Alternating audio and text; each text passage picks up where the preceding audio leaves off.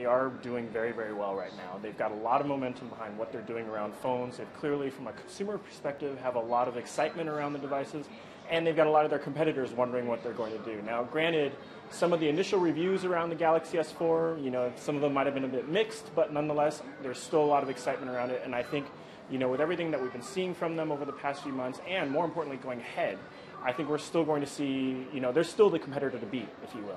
Samsung is South Korea's biggest electronics maker. They make everything from televisions to washing machines and smartphones. But it's the smartphones that are the most profitable unit. Do you think that they should consider downsizing and just focus on what's making money? Yeah, if you look at Samsung's overall business, right, they've got their hands in a lot of different places. And don't forget, the heritage of Samsung is from that component side, right, where they were doing memory and chips and screens and all that kind of thing, and all that coming together into synergies behind all the big TVs that they're doing and these, let's see, smartphones and so forth. It is a case where, yes, the biggest part of their business is the electronics division, and from the electronic side, a lot of it is, the phones. When you look at some of those components, those can be more cyclical and a bit more erratic, I guess. The competition's quite a bit different there.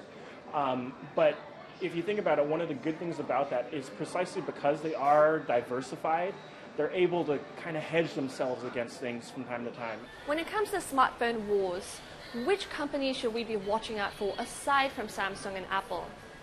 If you look at who are the market leaders today, naturally Samsung and Apple come to mind. And if you think about where some of the previous leaders had been, Nokia and BlackBerry come to mind, and of course they're kind of struggling on their own to revive their own fortunes. I mean, they're making some progress, but clearly it's still an Apple and a Samsung story. I think one vendor that is interesting to watch is HTC and all this, right? They kind of fell from grace from just a couple of years ago, right? They used to be doing very, very well in the US, and then everything just kind of came down. But with the HTC One, it is, quite frankly, an impressive product. And it'll be interesting to see how much of a revival HTC can, pose with the HTC One, especially as it's basically starting to ship right around the same time as the Galaxy S4.